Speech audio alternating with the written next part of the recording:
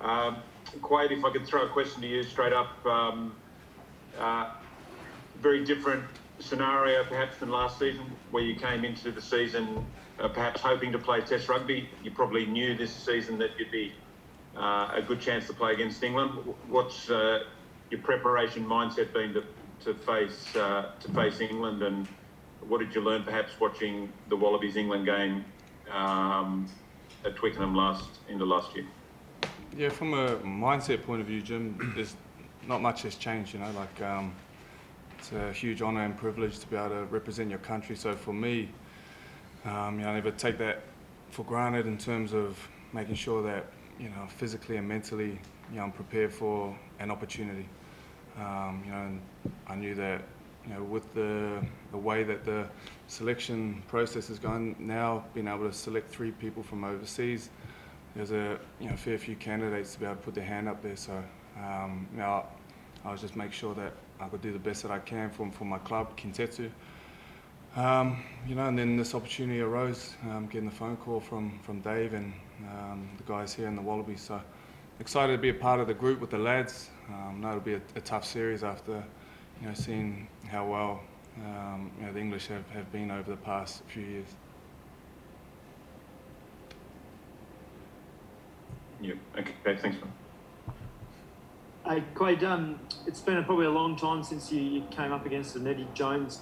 Well, actually, he brought you into the Queensland Reds from memory. I don't know if you've actually ever played against Eddie Jones' coach side, but what do you know of Eddie, and are you looking forward to coming up against his side, and in particular going head-to-head with Marcus Smith?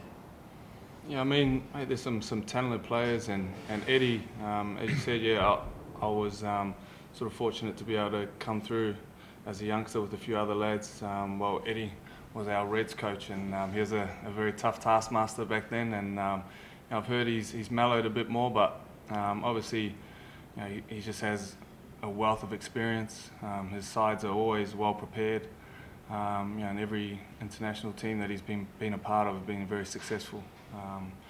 So it'd be great to be able to cross paths with him again, and have a yarn with him as well. And did it sting a little bit watching on last year with the end of season spring tour that you weren't a part of, particularly that England game? Did it sting not being part of that one? I mean, by that stage I was back and well and truly in pre-season with my team. Anytime you're watching the boys and they come up short, it hurts. I'm sure it hurts everybody who's a Wallabies fan, an Australian national, or anybody who's involved in rugby community in some way. But I know that the path that the boys are on, it was a great learning curve. A lot of guys got opportunity to play some football over on that spring tour, and I was grateful for the opportunity that I had before. But at that stage, as it was pretty well documented at that time, a few of us had to get back to our clubs and get stuck in the pre-season and get ready for our season to kick off in Japan. I think the last time you featured against England was 2016 at Twickenham. When you sort of think of that Wallabies-England rivalry, what sort of comes to mind and what makes them so sort of deadly, particularly playing against the Australians? Can you say that again, sorry, bro? I think the last time you played against England was 2016. What's your kind of memories of playing them in the rivalry between the two nations? Oh, mate, I think I've played them for a fair few years previously leading into that. I don't know if I had too much involvement in the 2016 game, but the rivalry in itself is something that translates between all sports, and you look at the Ashes, the whole country gets behind that. Look at when Australia plays England in rugby and league, even everything else. There's a huge rivalry, and we know that it's always going to be like that between the players, the countries, and all the supporters. So it's a great thing to have England being able to tour Australia and be able to play three games on home soil. A lot has been made of you sort of working with some of the younger fly-halves like Marcus Smith and Noah, but I was just curious, what do you sort of learn from those type of guys to improve your game? I think it's more so that being able to see things from other people's perspective. and not just getting encapsulated by your own view of how you do things or challenging your own views. And that's a great thing about having conversation, and especially with some of the guys who come from a different era. Like I know when I was coming through, I saw things a certain way. Then you speak to some of the older players, and I think that the luxury of nowadays is that we have access to those type of people. When I was young, you couldn't just send Carlos Spencer an Instagram DM and have a chat to him. You couldn't get in contact with these guys. It was just, everything was kind of out of reach. Whereas nowadays, I follow along. I support a lot of the young guys coming through, and I enjoy watching the way that they play. So for me, it's been able to have communication both ways, be able to learn from them, be able to understand what goes through their heads, what makes them tick as well. And I think that that's a great thing to have in our day and age. Wait, did you reach out to Marcus, or was it the other way around, or how did that kind of initially begin? I think it was just one of my best mates, Ben Tapwai, was playing for the Harlequins. So obviously I followed the Harlequins quite closely, and and Marcus happened to follow me on Instagram, and we ended up just trading a few messages. As I said, I'm a big fan of the way that he plays. He's a great kid. He's a great man, and my friends who are in that team couldn't speak highly of him. But for me, it was just more so I just loved the way that he played. He's a great talent, and if I get the opportunity to play against him, it'll be something that I'll enjoy, and hopefully we can just continue to build that friendship over the coming years. We've seen with Eddie Jones and Samu a bit of press in England about conflict of interest because they have communication. Does it enter your mind as a player to not try and help out a rival player, or should we all be a bit beyond that and understand that it's kind of a different scenario now? No, well, I think at the end of the day, we're all here to help each other grow. We play a sport that's a competitive sport, but at the end of the day, we play the same sport. So we want the sport to flourish. We want our peers, our counterparts to flourish as well. And if you're of the mindset of you're trying to hold things back from other people and you're trying to stunt someone else's growth, for me personally, that's just such a negative way to live your life. So for me, if I can help someone progress, or someone can help me progress, that's how I want to, and those are the kind of friendships and relationships and the people that I want to be around in my day-to-day life. So I think that from my point of view anyway, it's great. It's a great way to be able to toss information back and forth, and if it can help or it can challenge someone, then great. Thank you. Just one more from me. You mentioned Eddie being a tough taskmaster back when you first met him. Do you have any examples of what that was like, and like any specifics around how you were treated, or how what that relationship was? I had nothing but respect and gratitude to Eddie for, especially the way that he brought us through. We had to learn hard and fast. Myself and Will, we always talk about it, is that when we came through, we were 17, 18, and just thrown straight into Super Rugby. But we went through like some of the most grueling training sessions. So from a mental standpoint, he was always looking for ways to test you. And there's many examples I could sit here and blabber on about, but I'm sure that they'll be for another time. But as I said, it was more so us having to grow up very quickly, take charge of the team. And I think that you look at the Reds when we got to 2010, 11, we're in a great space because we had kind of been thrown in the deep end, and it was a matter of sink or swim. And a lot of the boys, really stepped up, and that's all to Eddie seeing something in us, that he thought was worth pushing, and pushing a few buttons to try and get us there. Thank you. Hey, Rob, bringing you into this, mate. I remember talking to you a couple of months ago, and the thing that reminded you of the England series of 2016 was James Haskell smashing David Pocock in Brisbane. Is I'm sure you don't want to let something like that happen again. How important is that physical battle to win? Yeah, I think for us, it's sort of part of our Wallabies DNA. We've talked about it the past couple of weeks during our camp, that we want to win that physical battle. And it goes a long way to winning the game. So I guess, us going into this series, we need to be physical, and we know that if we win that physical battle, it'll go a long way to winning the series. So, yeah. Has there been anything in particular that you guys have highlighted? We know that Eddie Jones's sides in the past have featured a lot of Tom Curry and going really hard at the breakdown there. Is that something in particular that you're focusing on? No, not so much. Sort of focusing on our set piece areas, just things that we can control. Just mostly set piece through lineouts and scrums. I guess just trying to be physical there through our forwards. 8v8. Sort of want to get on top of them there. And deliver good ball to the backs. Then just around in general play, just being physical. And taking a step forward and not backing down to them. You, Rob. You've been at Wallabies level. You used a lot at number 8. With Brumbies, you find yourself playing at that sort of blindside flanker role. For you, do you have a preference of which role you like playing, or is it just whatever role it is you're just happy to do for the team?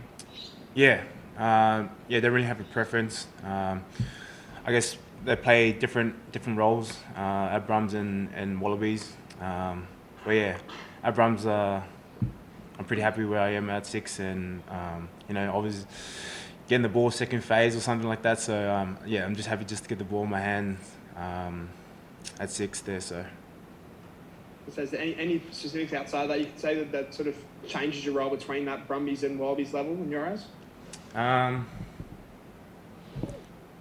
Not so much. I think I know what my strengths are at Wallabies and Brums. So I think just trying to get into that role and do the best of my ability to fulfill that role. Hey, Rob, typically England have been, absolutely powerhouses at the set piece. Is something that Dan and the Wallabies wanting to do, almost flip the script on the English and actually do a number on them in regards to the maul and scrum in particular? Yeah, especially with Dan coming in as well. Big set piece focus, and I think that's just for any team as well. We know that they've got a good set piece, and that they flourish off the back of that. So for us, it'll just be about manning up there, especially in scrums and lineouts, and with the maul as well. Just for the boys to step up and try to deliver. Wade, are you happy if Rob and the forwards keep it tight in the set piece and the rolling maul and you backs don't get it? Yeah, if that's our game plan and what we think is the best way to go about the game, then we're all happy with that. Quade, looking onwardly, you were very successful in coming back from Japan last year, your first test match in a long time. You played a full 80 minutes against South Africa. Considering that you'd be involved possibly at a World Cup next year, do you think you can play in Japan next season and come into a World Cup year, or have you got some plans around playing more in Australia or elsewhere, or is Japan where you're going to sit even coming into next year? Yeah, at this stage, Japan is where I'll be. I haven't had any conversations otherwise, So, I'm looking forward to the opportunity with my club. Where, currently we won the promotion relegation games, and so we're going up to Div 1 this year. So that'll be an exciting challenge. It's been a challenging few years for us to be able to get up there. With COVID, things like that. There's been challenges for many teams all across the world. But now our competition, particularly where there's a promotion relegation, it meant quite a lot to everybody involved in our club to be able to finally get back into Division 1, and they have a plan for the next 4 years to be able to compete for the Div 1 title of top league champions, and there's some great teams with some amazing players. Samu, Marika in the final this year. That was a great game to watch, and so if that's the way it's to go the next few years, then hopefully I'll be challenging one of them for the title in top league. Is your contract in Japan? What's the status of that? When does it run through to? I'm not 100% sure of the dates that contract runs through to. I believe it's like March or something like that, March or April. But I'm not 100% sure. Okay. You had a really good relationship with Samu. It clicked immediately when you came together for the Wallabies last year. You're looking forward to that partnership and taking on England in the two of you? Yeah, I mean, it'll be exciting, and if we get the opportunity to play together again. It was great building that partnership last season. But again, there's players who are in some red hot form. Between the guys who play in Australia and us boys who play in Japan. So I know that the last week everything's been quite hotly contested. Coaches are keeping everyone on their toes by chopping and changing the bibs and who's matched with what person and whatnot. So when the team's announced, everybody's hoping that your name's called out, but in saying that, we're all about upholding each other and pushing each other to be the best that we can, so that we have the best opportunity. There's no guarantees in any of this, so we can just do the best that we can to make sure that we're prepared and ready no matter whose name's called. Thanks, Quade. Hey, Quade. Owen Farrell and Marcus Smith have only played together once, and that was against you guys last year. Have you studied the footage of that match much, and how do you expect Owen Farrell being outside Marcus Smith to change the way he operates? Yeah, I mean, it shouldn't change the way he operates too much. They're both extremely talented players in their own right. I think that having a guy like Owen Farrell outside of Marcus would take a lot of pressure off him. In terms of game calling, being his eyes and ears, and I think that if you think the way that we call, you got fly half and second 5'8", or first 5'8", second 5'8". Having those two who are genuine number 10s, being able to operate together, it makes for a difficult task of trying to work out where the main ball playing source is going to come from. And I know that, as I said, they're both just phenomenal, talented players. So they'll work it out, and we'll have to try and work it out ourselves. Might come to the guys in the room if that's okay, online. Okay. Hey, Quade, Game 2 of the England series is obviously being played at Suncorp Stadium, where you've won a Super Rugby title. I think the Wallabies are something like 10 or 11 straight wins at Suncorp Stadium. And what is it about that venue, and do you think the Wallabies should be playing there even more?